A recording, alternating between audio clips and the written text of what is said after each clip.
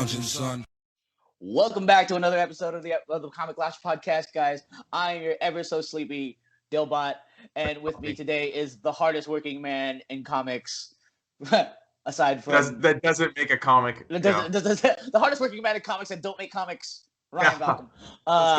What's going on? And today we are continuing our Great Fables marathon with yet another episode, and we thank you for bearing with us. For the 7 people that watched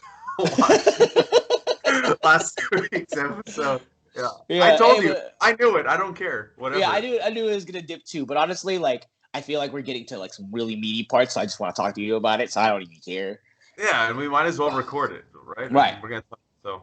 Right. So we read Fables 17 and 18, Inherit the Wind, and Cubs in Toyland. Yeah, let's get started. Let's just knock it out the park. Let's just freaking go. Ryan, with the credits, please. Oh, fuck. Again, Bill Willingham writing the book, as always. We're 17 volumes in, and there isn't another writer, so... We get it, Bill. You wrote it. Yes, all yes. Right. The artists on volume 17 alone are Mark Buckingham, as always, Steve Lealoa, Sean McManus, Andrew Peppoy, Dan Green, Rick Leonardi, Ron Randall, Pete Craig Russell, Xander Cannon, Jim Fern, Ramon Box, Adam Hughes. Colorist, Lee Larridge, Laverne Ken Dzersky, letterer, the ever great Todd Klein. Joao Ruiz is the cover art and original series cover, so we don't have James Jean anymore, and as always, edited by the great Shelley Bond. Let me do 18. Let me do 18, so I don't have to do this again. Same creative team as the last one, but add in Gene Ha and Art Lion on colors. That's additions for volume 18. But let's go. You do it. 17, as always, you're leading in because it's your first time. Woo! Okay, so 17, Inherit the Wind. Basically, there's a lot of things going on. This is I've noticed now that in the further volumes that there's a lot more multiple simultaneous storytelling. This one is by far the most. There's all sorts of stuff going on. You have Rose Red finally leading the charge to return to to the farm. You have Buffkin in Oz trying to do the Great Escape. The Wolf family over in the North Wind's castle, trying to figure out who's going to be the new North Wind. There's a bunch of stuff happening. It's crazy. It's the multiple storytelling in here. It's actually done pretty seamlessly. I feel like it doesn't flip flop too crazily where it's you don't know what's going on and you can't hold what's going on. But anyway, let's just get into it. They're trying to figure out who the new North Wind is. I don't know what to call them, but the wind sprites are trying to figure out. Says it. It says it. Oh. How are you reading it? On digital? Okay, yeah. They're the Zephyrs. Oh, the Zephyrs. Okay. In the Fables trades, it goes like this. It recaps and it gives you all the characters and the cast of people that you're going to be talking about in the trade. I always skip that part. I'm just I mean, I do too. I was curious if it said who they were, and it did. So after last week, we couldn't think of the names, so I looked in this time. So. Okay, cool. But anyway, we're trying to figure it out, and they call on the North Wind's cousins, the other winds, the other directions, which are, very culturally appropriate. One's Native American, one's Asian, and then one is African. And they're all trying to vie for the right to choose who is the new North Wind. But because they want to be able to control him, because the North Wind has basically been top dog in the winds, right? Yeah. Where he is the most powerful, and he kind of does his own thing. Right, does his own thing, and they want to control. So that's the whole battle. That's what's cool, is it's the whole battle. The Zephyrs are no, we need to pick from the lineage, so that they don't pick somebody that they can kind of control. And Bigby obviously would be next in line, but he's too much of a fucking wolf. He's more wolf than wind, yeah. And they don't want Bigby siblings because they're assholes. I mean, they literally. Oh, dude! Oh my God! When one of the winds was calling them degenerate fucktards, I was they're kind of dicks. I know, but degenerate fucktard, that's. I think I laughed. I laughed out loud. And they're trying to figure out who will be the North Wind. So they could put all the Cubs to a trial, right? So everyone's going through a trial, and the thing is, this is kind of unprecedented because it's never happened before. So the Zephyrs don't know how to test the kids, so they just make up a test, and then they're trying to figure it out, who gets to be the North Wind? How do we do it? You know what? Let's just make them do dumb shit. Okay, go out into the world as far as you can and bring something back. Right. Which like to me doesn't make sense, but like it makes sense that they don't know, so they're just making stuff up. They're just basically doing everything on the fly, right? Well, they want them to bring something back that symbolizes what the Why? Northwind is. Yeah, So it's right. it's stupid, but at the same time they're trying to see like where their heads at. I think Yeah, too in terms yeah. of what they bring back.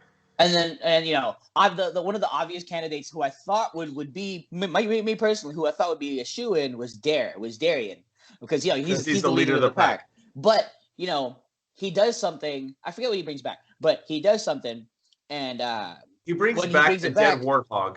yeah, and when he brings it back, the Zephyr that's testing him immediately says, "Oh, you're more wolf than wind. It's obviously not you." And he's like, "What? Oh, that sucks."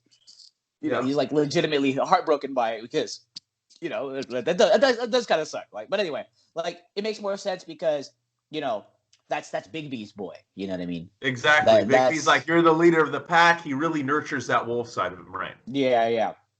And then Ambrose, I thought, and then next up, I thought it would be Ambrose. Ambrose, named after Fly, was like, you know, is the smart one. He's the bashful one, the one that reads all the books, who's super knowledgeable, and it wasn't him. You know, well, also like it couldn't have been him because he would have been a pushover, and the other winds would have been able to control him. Which is why, like, when I was first reading it, I didn't think it was him. I think I thought it would be Dare because of the same reasons you said, and then after that, I had no guess. I was like, it could be any one of them now. But probably not Ambrose because he's just he's a little punk. He's a punk. Yeah. All right. Yeah. He's a punk. He's a punk. Like a little bit of pussy. Yeah. Yeah. But Ambrose eventually plays an important role later on. We'll get to that. Yeah. Very important role actually. Like it makes sense. Like when we see it in 17, it makes total sense, right? But yeah, so they're going through all the trials and tests and trying to figure it out. And of course, who else but the one literally named Winter becomes the North Wind. And how do they prove it? They find the box in which her grandfather defeated and destroyed Mr. Dark. Yeah, which is in turn she saves fucking what's her husband's name? No, I know it's Bellflower. Dunster Hap. Yeah. So she saves them and finds the box. She almost opens the box. And then we see Bellflower come out like no, and then she saves them, brings them back, and like when she brings them back, it's really dope because like the Zephyrs look and they're like, holy shit, this is like she found the box. Like how else? And by doing that, and how she found the box and where she found the box was a place that only the North Wind could go. Right. And find their way back from and leave. Like you can get there, but you can never find your way out. That's why Bellflower was still there. Frau Totenkinder and her newly appointed boxer husband, like, literally couldn't get out. They were using every last ounce of their power to not freeze to death. And then along comes Winter, saves them. Takes them a little while to get back, but when they get back, without question, everybody takes the knee, you know? Yeah. What's really cool, too, don't forget the prophecy. Oh, yeah, I was going to get to that. The Ambrose, the prophecy that Ozma told Ambrose. And it's pretty crazy. Like I literally had to go back when I was reading 17. I had to go back and read the prophecy to figure out because like there was a prophecy about all the 7 kids and what they were destined to become. Right. Right. Okay. Yeah. Okay. Let me just read the prophecy, which is like it's so cool. It's to ominous like try to like and you have no idea what's coming. So it's like we learn a little bit in the next one what happens, but we still don't know all the prophecies. So it's like the first child will be a king, the second child a pauper, the third will do an evil thing, the fourth will die to stop her, the fifth will be a hero bold, the sixth will judge the rest, the seventh lives to ages old and is by heaven blessed. You know what I mean? So like you don't know. Like it tells you that way before we know that Winter's going to be the new North Wind, and on top of the fact that they say the first will be a king, right? Yeah. So they also say that it doesn't matter which of you becomes the North Wind, the title is king. It's not you will be the queen of the North. You know what I mean? So like that's why you assume it's going to be a guy at first, but then they tell you no. And then the prophecy kicks off once Winter becomes the North Wind. and then the prophecy continues to take place. It's fucking.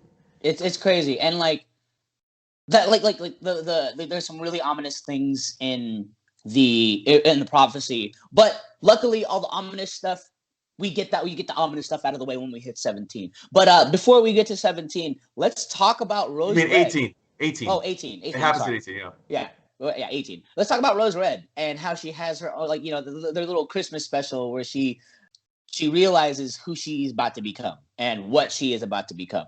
She becomes an avatar of hope. Yeah, an avatar of hope. And then, she has her own little Charles Dickens A Christmas Carol episode where she encounters all the other avatars of hope. One of them being the biggest homie of all, fucking Santa. Yeah. And he's the avatar of hope and justice. And now it's not like justice like Batman justice, right? It's justice in like, you will be rewarded by being good or by being bad, and that is the justice in which he brings to the world, right? The hope that if you are good, you will be rewarded, and the hope that people who aren't good will be, punished and given coal. One of the other agents of hope is, before we get to the last, was it only 2 or 3? I think it was 2. You know what I was thinking about as I was reading, though? This time, I didn't think about the first time. Was it would have been cool, since it was published by DC, is if we would have seen Superman, not necessarily seen Superman full like his face and everything costume, but maybe seen him flying away and she missed him as she was about to see him, right? So that we kind of got that connection, because Superman is a symbol of hope. I think that would have been dope. I don't think he probably even thought about that, because like Superman is part of American mythology. No matter how you want to look at it, it is like DC. Like it's a new form of Fables. Comic books are the same thing, much like the old stories of like our Fables. Like Superman is in that canon and that realm of stuff. So I think it would have been really dope, but whatever. Missed opportunity. But well, like that's why we got to write our own book, and we can do things like this. Exactly. Homies for hire. And then homies for hire. Nudge, nudge, nudge, nudge.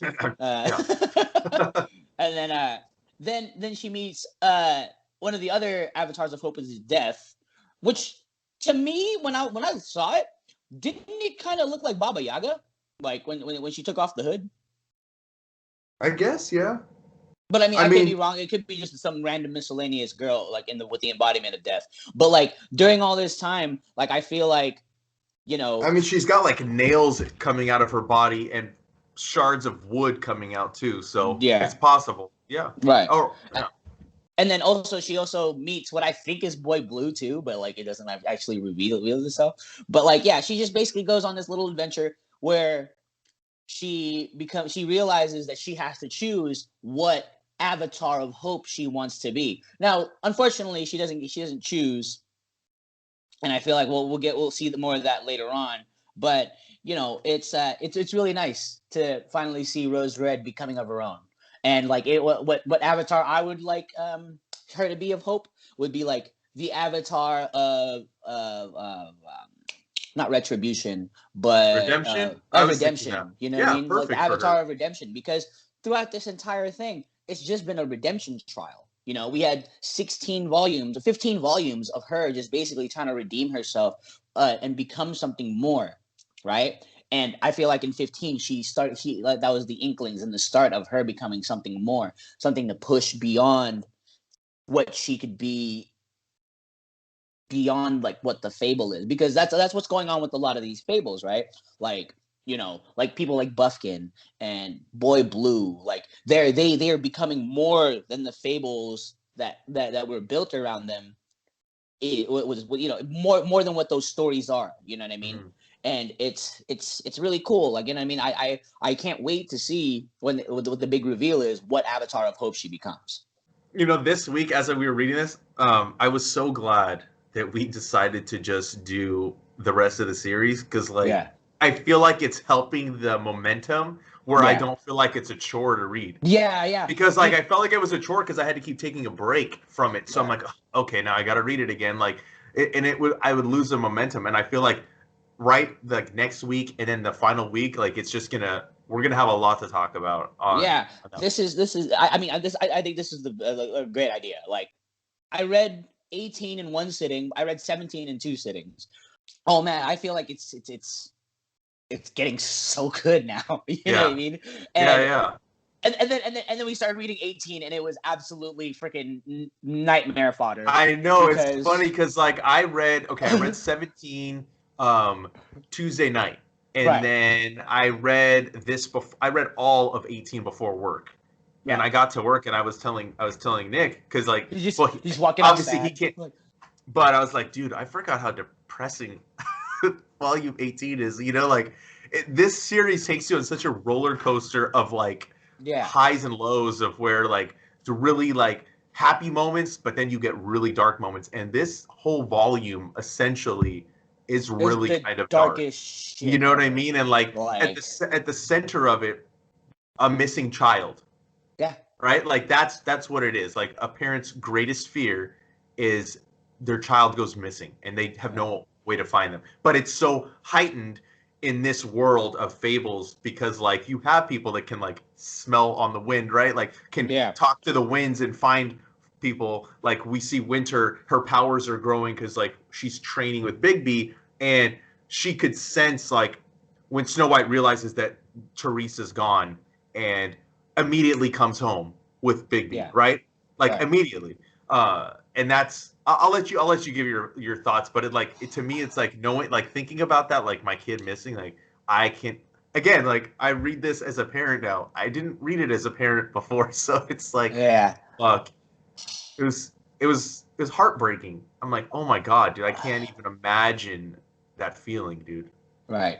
So okay, so what okay, well, how we're talking about the Christmas issue. In the Christmas issue, the kids take a break from training with the North Wind, and they get 2 weeks off away from everything. Just it's basically Christmas break, and everyone gets to come home, and everyone gets to share presents. Therese, the prettiest, the fairest of the daughter of the fairest one on all the land, she gets a toy, and it's a boat. And I was like, who the fuck gives a little girl a boat? Like, you know what I mean? Yeah, it's weird. Right? It's weird. It starts off weird, right? Yeah. Gets a boat, and then she's like, and even Therese says it herself, like, who gave me a boat? Who'd want to play with a boat? While everybody's playing, Therese goes to her mother and is like, mommy, like my toy doesn't want me to play with other toys. And so creepy. Yeah, right? Creepy. So first off, like, okay, we'll get to that. Right? And it's like, and then finally she goes to bed, and then boom, the fucking toy boat starts talking to her. What? I know, and it was so like it's so like uncomfortable. The feeling you get as you're reading, you're like, this is really fucking. And the boat's not saying anything like super weird. It's just like the art with the scene. It's like you're just like, oh my god, this is fucking really uncomfortable right now. Like I felt very like uneasy, Right. And it's like, ooh, right? And it's just some really wild stuff because like the boat tells her, oh, we gotta go. Like, where are we going? Like, I want to go outside and play. You need to take me to the water so we can play, right? First off, take a toy telling a little girl, take me to the water so we can play. My first thought, that boat's a murderer. That boat is gonna kill her. It's gonna murder her. It's like that's my thing. The first thing that I thought of was it. A balloon. Like I was like, oh my god, dude. I started thinking that's the voice I heard. That's literally the voice I heard. I heard fucking Pennywise as this boat. So anyway, on her way to the boat, she encounters a clockwork tiger. And Tiki Talk, dude. Yeah, Tiki Taki tiger, which is the coolest thing ever. Yeah. And he's all rusted out. They forgot about him during the great evacuation of Fable of the farm, and he's all rusted out. But he has this little sloth monkey. I don't know what it is. A sloth monkey over here trying to fix him, and he's trying to do his best. But like she encounters it and is like, oh, okay, we gotta go. Finally, Therese takes the demon boat to the water, and it grows into a freaking life-size boat. And in the reflection In the reflection of the water, you see the boat's real face, and it is fucking absolutely horrible. Like, here, I got it right here. Oh shit! How did I Yeah. not see that? What the dude? Yeah. That's the first time I'm noticing that because I was so focused on the creepy face above that I didn't notice the demon face below. Holy shit! Yeah, Oh and my then god, that's creepy. and the entire time this boat's like, I'm gonna take you on a great adventure, right? This is the start of your great adventure, which It's it is not. an adventure. It's an adventure for Uh, sure, but is it great? It's greatly depressing. yeah, it's And depressing. It's horrifying. It's disturbing. It's all sorts of fucking manner of evil. I'm not a father yet, right? Yeah. But this hit me in so many different weird feels where it's just like, this is damn, bro. Like, Yeah. wow, Bill Willingham. Like, kudos to you, sir. Like, whatever you were trying to achieve, whatever as for a writer to be able to like tug on these certain heartstrings and make you feel these type of emotions without even ever being a father. Like, holy crap, dude. Anyway, so basically they travel beyond all the oceans and beyond all this to the desolate, depressing, hazy, lightless shores where it's just broken toys everywhere. Yeah. The land of Discardia. Yeah, so all discarded toys that are thrown away, forgotten about, just absolutely thrashed, like missing arms, burned, like what have you. And the toys come out to greet Therese and say, "You're our new queen." Yeah. So isn't that what you always wanted to be, our new queen? Like, you don't have to worry about going home. Like, don't worry about that. Oh, like, come, we'll crown you. We'll be. These are all your loyal subjects. Greet them. Like, and you know, you see all these fucking broken toys, and like, first off, Mr. Ivy, the bear, Yeah. Yeah. the giant plush bear who's just like half burned and mangled. Like that Right. that that, that guy is absolutely horrifying. He's Right. apparently he seems to be the ringleader of all this. Yeah, and Right. you know that they're malicious with their intent. You just don't know why. They're like, okay, why do you need to be queen? And a couple of the toys will be like, is it time yet? Should we say? And they're like, it's not time. We're not going to Yeah. tell her yet. And like, this is like a child kidnapping, right?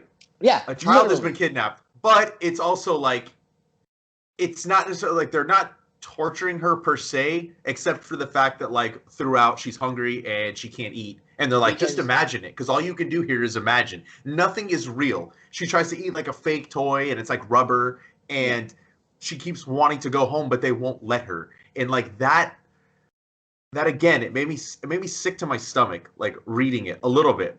Not in a bad Yeah. way, not in a disturbing way, but like it really that's the power of this particular volume too, is like it really pulls on your emotions and it really has like an effect on you as you're reading it. And that I Yeah. couldn't like there was no way I was going to work without having finished this fucking trade. You Yeah. know? And oh my god, and as she's there and like eventually Mr. Ives, he don't give a shit, dude. He's Yeah. just now he's talking to her like shit. Quit your Yeah. He fucking like snaps basically he's like pretty quit quick. your fucking whining and just deal with it. You're not going home. You're here and you're our queen and you're going to like save us pretty much. And, And he and does all the yeah. big reveal as to why these toys were discarded, Oh my why god. these toys were thrown away, why these toys were burned. Dude, these are all the toys that were discarded after child death accidents, choking deaths, fire deaths because flammability, like little small pieces, like Or the bear that suffocated yeah, the the baby. bear that suffocated the baby, or the little tricycle that went into the pool with the little girl and the little girl drowned. And wow, I Yeah. I, I was Yeah. reading it and I was just like, what the fuck is this? Yeah. This is the worst place in all of Fabledom.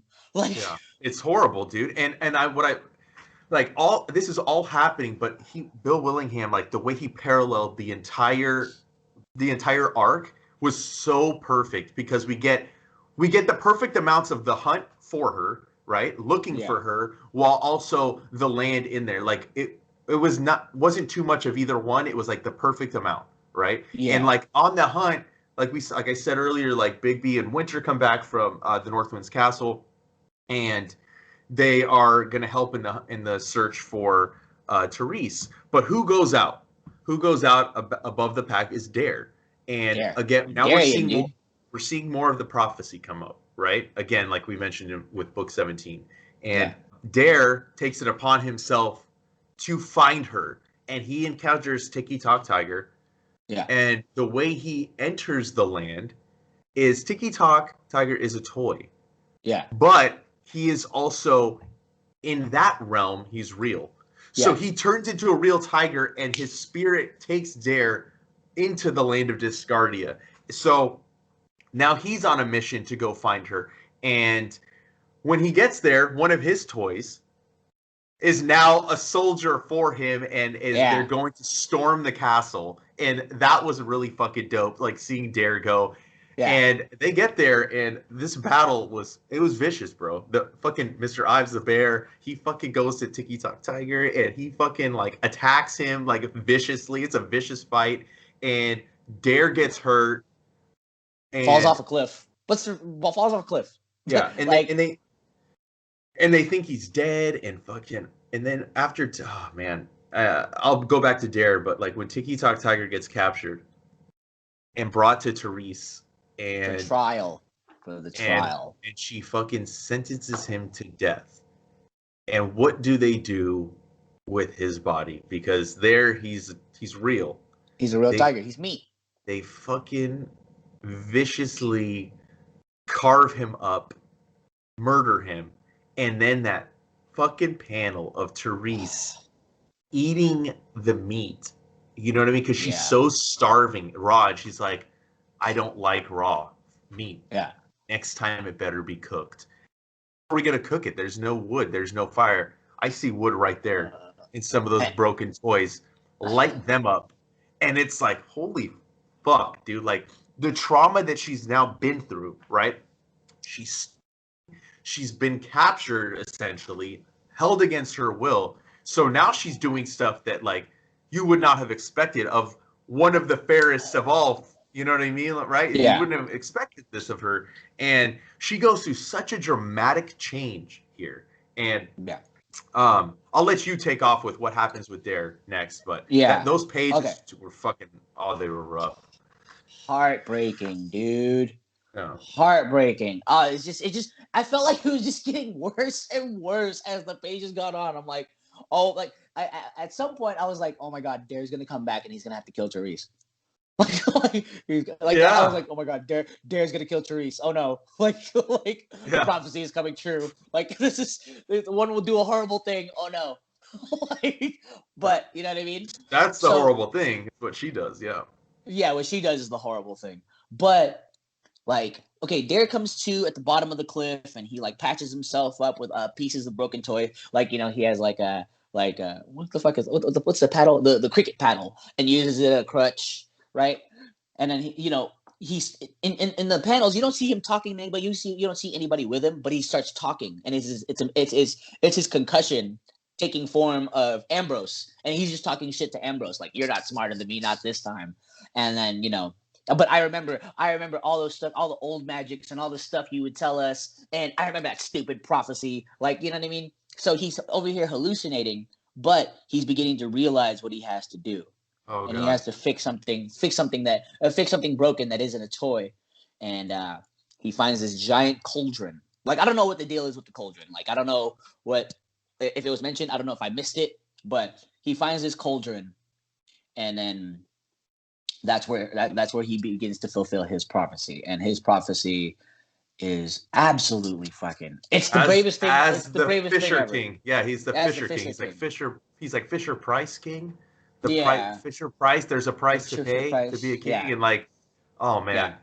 And then he actually hallucinates adult Ambrose, who, or I don't know if he hallucinates or if it's actual magic, but like, because he actually sees like Big B and Snow, and like them worrying about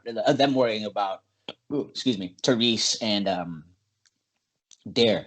And then he gets hallucinations of Tiki Taki Tiger, Lord Monty, Tiki Taki Tiger, Major Mike, Ranger Mike Danger, who's his toy, and then he sees his sister eating the meat, and then he's like, and then he realized that then like after he sees his sister eating the tiger, he gets hallucinations of Bigby, and it says, "It's your job, son. Pack leader has responsibilities." And then he realizes what he has to do, and that fucking breaks me. That breaks me. Like it all breaks me. Like this, like issue, like this whole story arc fucking destroys me. I can't, man. Like Yeah. I can't, I know, bro. it's Like horrible. It's horrible. He sacrifices himself, and then like he because of sacrifices that, himself in the Great Cauldron, and this cauldron is like magical by I don't know why it's magical, but or how it's magical, but basically like this provides food for Therese when they finally find it, and she finds it and she realizes that there's clothes outside of the pot, and she smells it, and her being part wolf, she knows her brother's scent. I was like, this yeah, is theirs. because This all is that's left are his clothes, and then there's like grass growing. Like there's life where this land was full of death. There's yeah. grass growing around the cauldron, and the food just keeps supplying itself. It never ends. Yeah.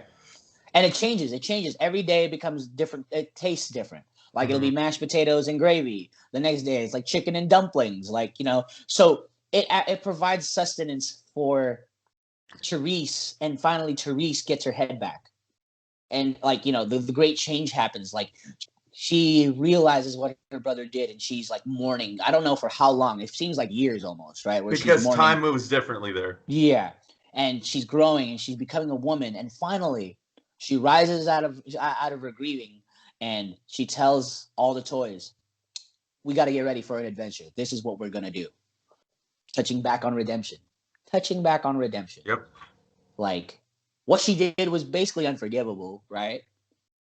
What the toys did was also unforgivable too, right? All killing all those children, or being the causes of all the deaths of all those children. Mm-hmm. So she sets out and she makes it so that all these toys who were once the cause of all these deaths are actually saving children now. And I Right. was just like, 100 lives, like, 100 lives for one life. So each toy has to save 100 children to get their one life back, which is awesome. Yeah, and then during the course of their redemption, like they're each a little piece of them starts to come back, and they start to look more like beautiful toys again. Like, you know what I mean? And by the end of it, people are saying, "Oh, I could see your house." Like that murder train. Remember that murder train? Like he kept on singing the entire time. He's finally singing. He's finally singing a happy song. Like, and grass and life and lushness finally returns to the land of Discardia. And but by this time, years and years and years have passed in Discardia, and Therese is like, "I gotta go home.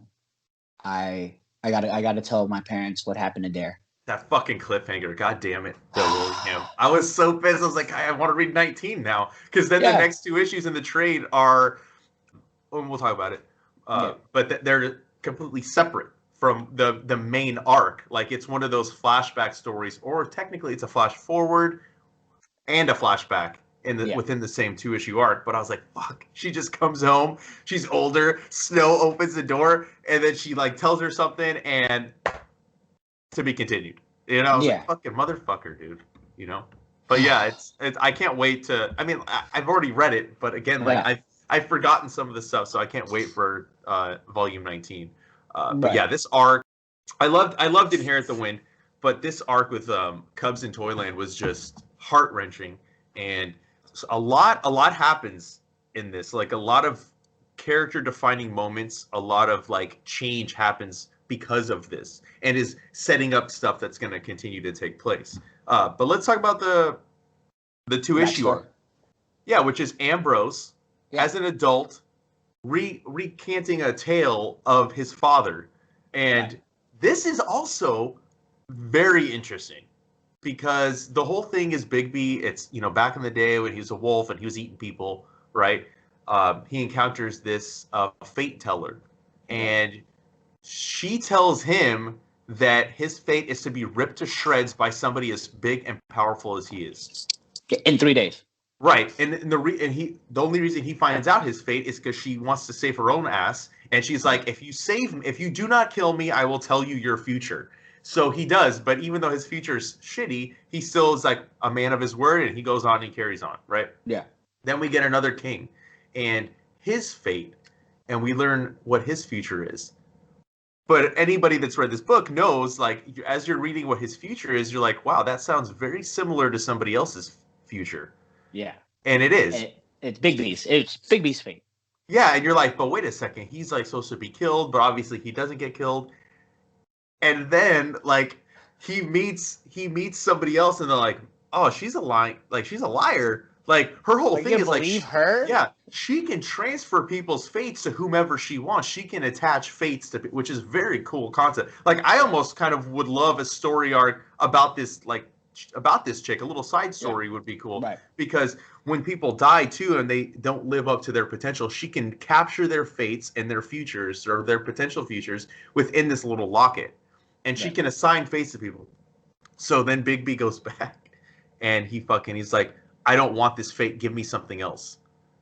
So then that's where we see, right, the fucking switch. That was really, really cool to see. So like Big B completely changed his own future and gave himself this future where he had the 7 kids. So he Yeah. was always destined for this, like way back Right. when, which is really Yeah. cool. Yeah.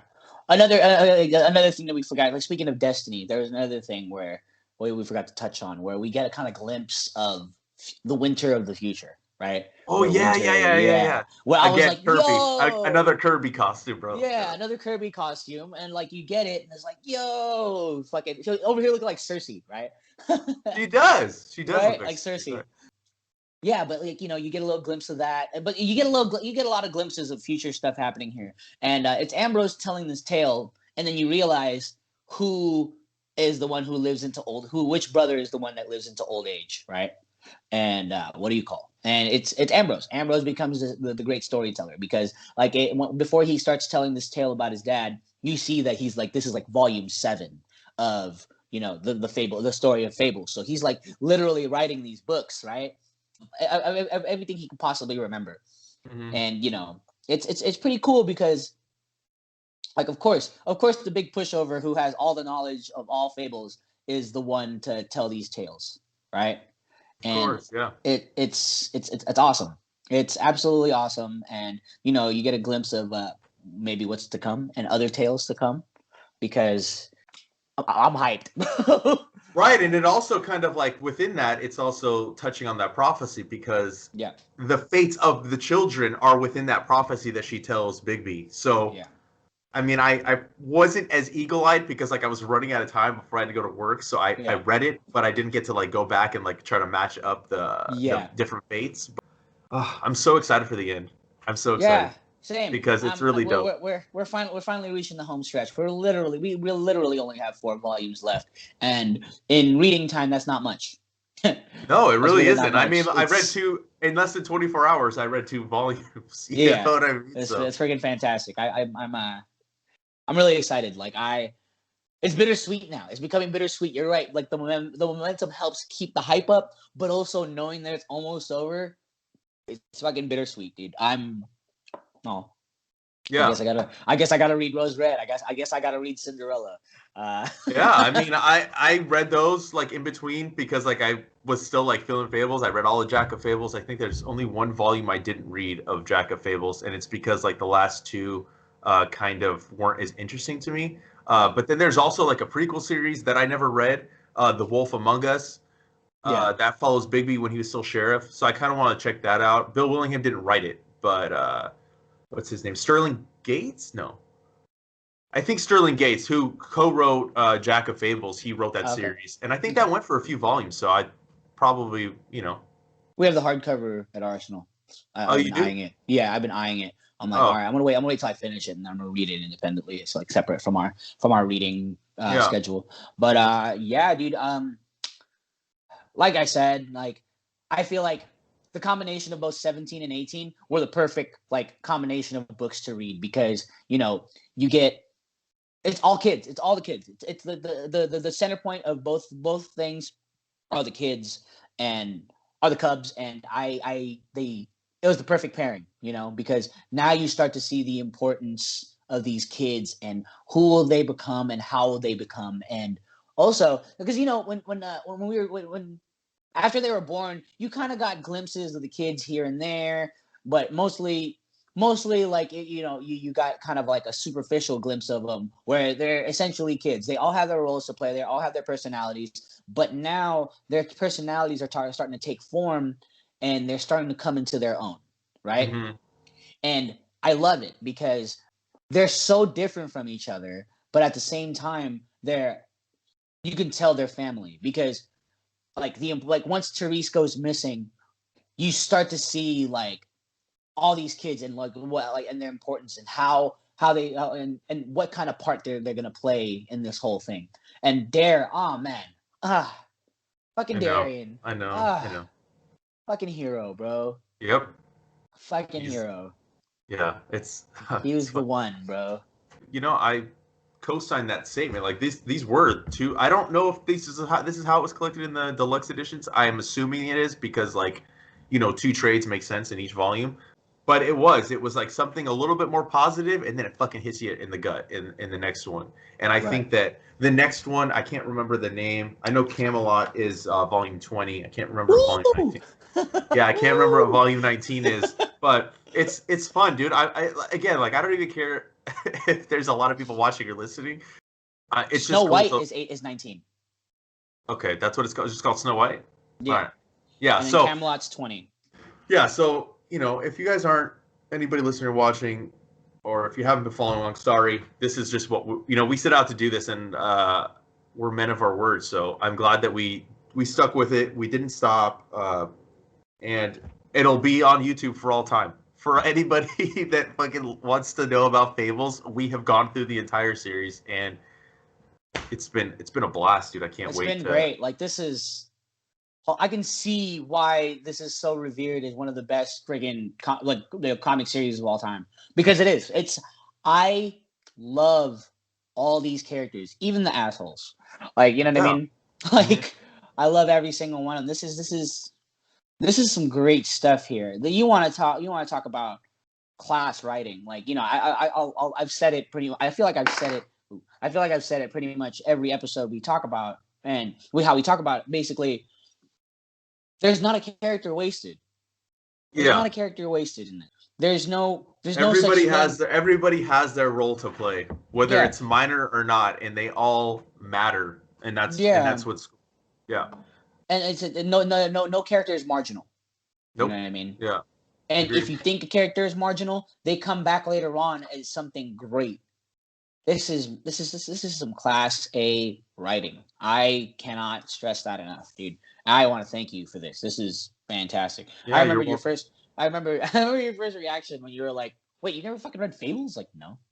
Like, oh no, we're reading Fables. Like, and Yeah. and it was very storybook how it happened, how it, how it fell off of your bookshelf and hit the floor, and you were like, you know what? Let's read this. Yeah, it Fucking was weird, dude. storybook, bro. Yeah, I Storybook. mean, it's not often that I don't think that's ever happened when we were trying to figure out this entire time. Like usually it comes like in conversation, but like I was Yeah. going to grab something and like it's just like right at my feet, and I looked down. I was like, oh, I haven't read that in a long time. And then I Yeah. I messaged you immediately. Yeah. Immediately. There's like Yeah. I felt like there was like little Thumbelina Lilliput person in your bookshelf and she pushed it out. That's what happened. That's Yeah. what I'm gonna attribute this to. Okay, I'll accept that. I'll accept that. But yes, that's been another episode of Fables, another episode of the Comic Lounge podcast. Woo!